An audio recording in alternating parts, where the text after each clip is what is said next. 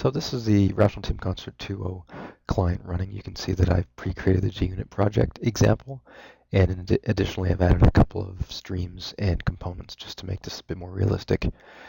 So opening up the project area, the first use of read access controls is to actually lock down read control on a particular project. In this case, you can see from the access control page, there's a couple of options. I've chosen to restrict read access to only those who are on the project. Additionally, I'm adding the build user. The build user is the user used to run the automated builds and is not actually physically on these projects, so we're going to give him that read access. The next thing you want to do when you actually want to protect some of your code is the read permission checks for source code are done based on the owner of the components which contain the change sets. And in this case, you can see that the JUnit component was owned by Bill. So what you want to do is go and make sure you update all your components and make sure they have the right owner. So in this case, you can see that these 4 components are owned by the JUnit project. A good way to actually go and do a sanity check that your components are owned by the projects you expect them to is to use the search for components option. And here you can see there's you can see the listing of components and their owners. So to go prove that this project is now locked down, we're going to go and remove Jason from our team. And by removing Jason, we're revoking his read access control. And if we go switch over to Jason's client, you can see that Jason's name is in the title bar here. As you can track while I switch between the 2 clients, you can see that Jason, it's pretty boring at this point, but he just can't see that JUnit project. So the JUnit project is in stealth mode for him. So that's the simplest example, locking down a project. Double check that your components are owned by the project because that's where the permissions are done. Now, a second interesting use case is to actually use a private project area to maintain your source code and keep some of your artifacts readable by more people, and basically in this case everybody in the repository. So in this second option for using your permissions, we're going to create a separate project area in which we're going to move all our source code, so all our streams and components, but we're going to keep our work items in the JUnit project. So I've added build to this new project only. The next step is we're going to go ahead and open the stream editors and move the streams over. So you can see that they're owned by the JUnit project. We're going to change that over to the JUnit private demo project, and we're going to repeat this step for each one of the streams.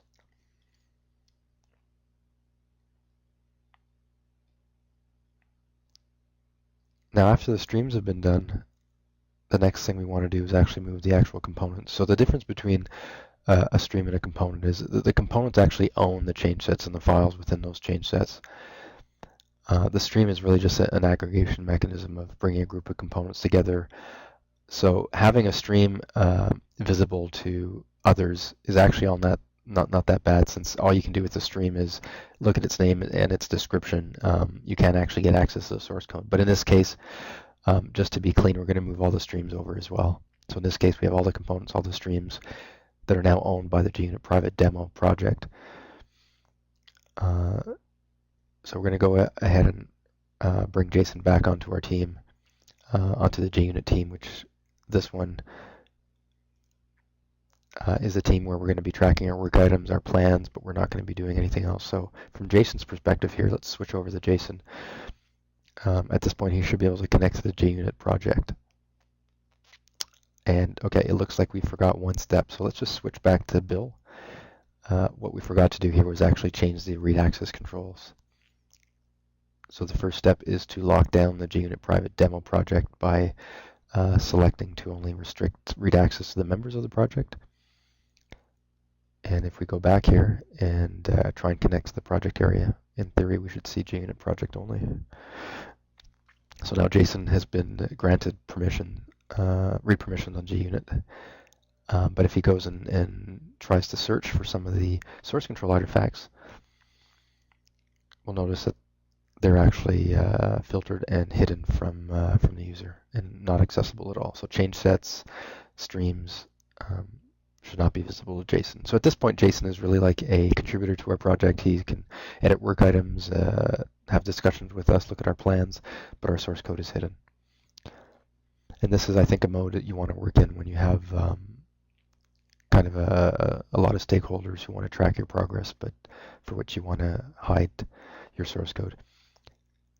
Now, there's a security mechanism we can make, or not a security, but just a way that we can configure the project here is I'm going to revoke the permission of creating work items and plans in our private demo project, just because I really don't want our developers to create work items and plans in this project, because this project is really for tracking source code.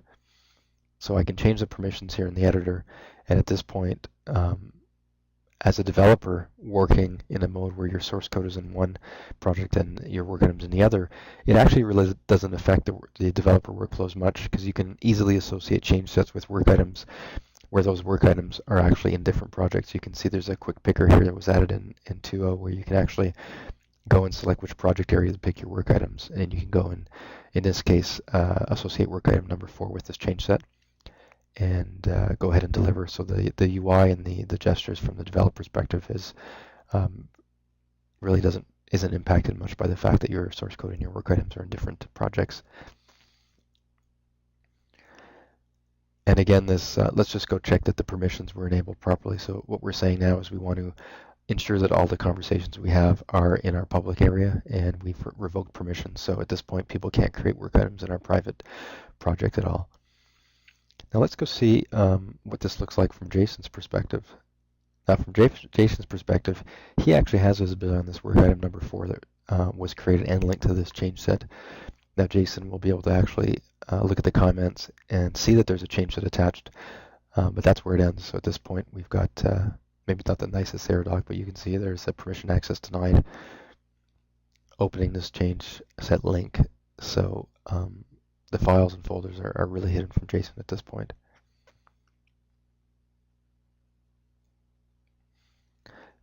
So the third option that we have here is actually to work in a hybrid mode. So what I'm going to demonstrate now is we're going to move one of these streams over to the JUnit project, and the purpose is that we want to collaborate between a set of developers where some developers have access to some components that are private, and another set of developers who actually have access to an additional set of components that are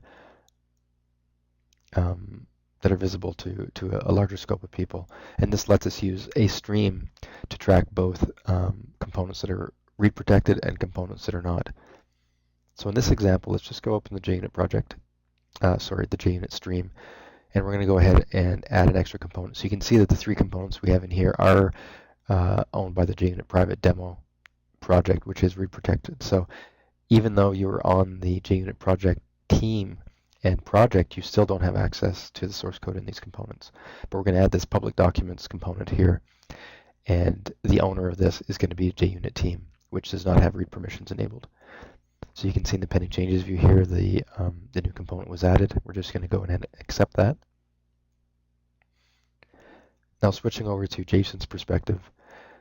Now Jason's going to be able to see the stream, and as you'll see, what we expect here is when the stream's opened, those other private components are not visible to him. So what we're going to show here is how easy it is for Jason to actually just work and collaborate with other developers on those public documents, even though this stream has a set of hidden components in it.